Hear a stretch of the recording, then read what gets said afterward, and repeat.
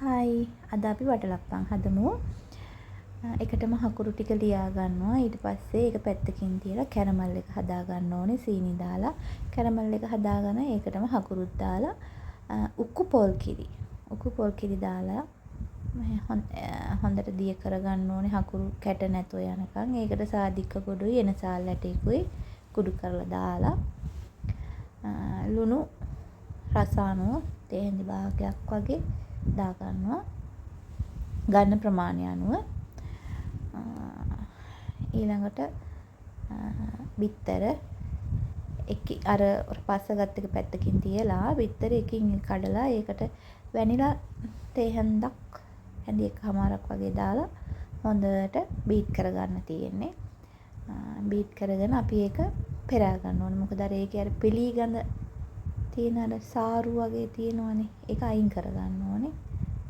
ඒ නිසා අපි කොහොමද කඩුව එහෙම තිබුණොත් බැරි වෙලා හරි බිත්තර ටික පෙරා ගන්නවා.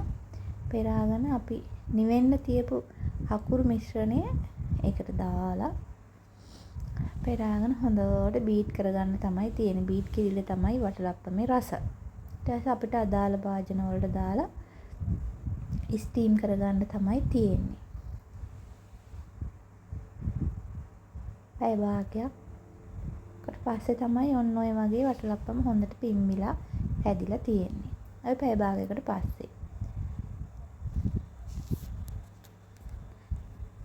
තව මේකට කජු ටිකක් එහෙම ඉස්සරහම ලස්සනයි.